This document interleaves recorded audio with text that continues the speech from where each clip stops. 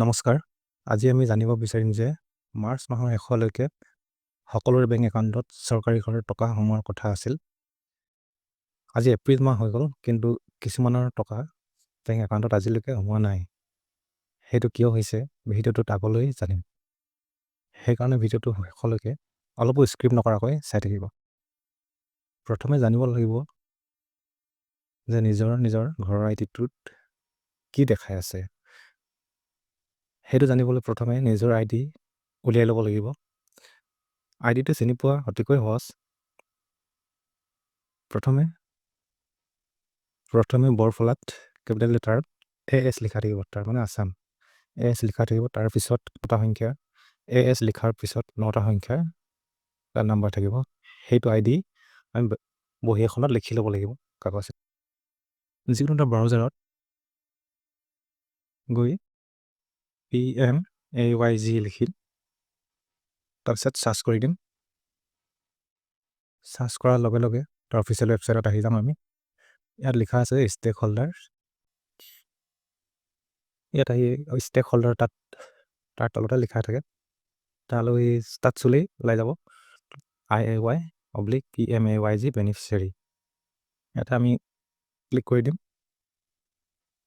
তাৰপিছত লিখিব আহিব আইডি নাম্বাৰটো, ৰেজিষ্ট্ৰেশ্যন নাম্বাৰ। সেইটো ৰেজিষ্ট্ৰেশ্যন নাম্বাৰ বুলি কয়। ইয়াত গৈ আমি লিখি দিব লাগিব AS লিখি তাৰপিছত 9টা সংখ্যা আইডিটো। এফালে কেপচা কোড পঢ়াব লাগিব। কেপচা কোড যেনেদৰে আছে এনেদৰে লিখিম আমি।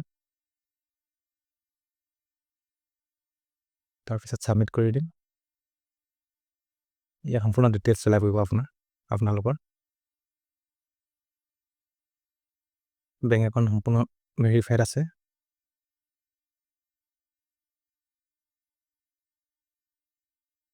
মই যিগৰাকী চাব বিচাৰিছোঁ সেইগৰাকী এতিয়ালৈকে পইচা অহা নাই একাউণ্টত। তাই FTO প্ৰচেছ হোৱাই নাই এতিয়ালৈকে। যিখন ওপৰৰ পৰা টকা পঠাবলৈ কাগজ আহে সেইখন অহা নাই। ফাণ্ড ট্ৰান্সফাৰ অৰ্ডাৰ সেইটো অহা নাই। ইয়াতে নাম্বাৰটো দেখাব। ইয়াতে পেজত মই বেলেগখন দেখাই দিছোঁ, যাৰ আহিলে টকা। এখন নাই অহাখন মই দেখাই দিছোঁ কেনেদৰে আহে।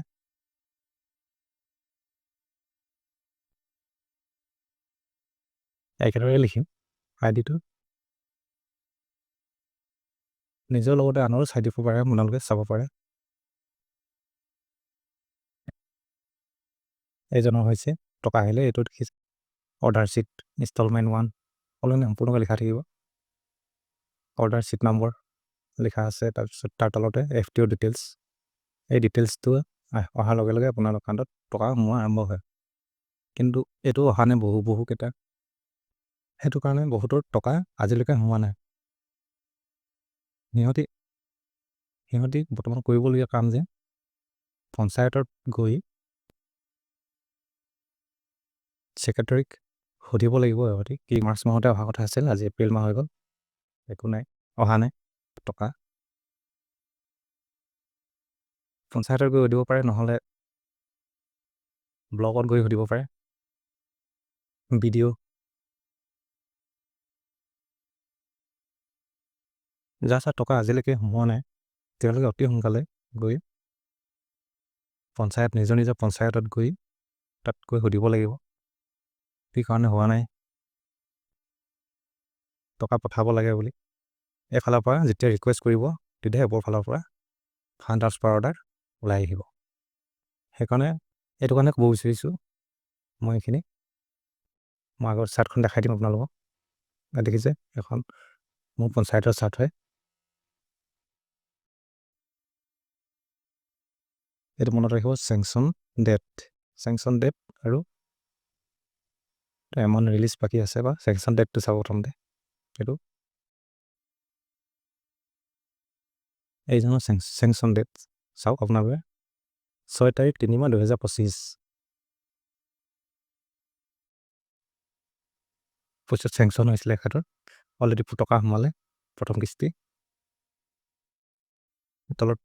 তলৰজনৰ দেখিছে 2 তাৰিখ 4 মাহ 2025। তেওঁ অহা নাই এতিয়ালৈকে। এতিয়া জাষ্ট 2 তাৰিখে তেখেতৰ চেংচন হৈছে।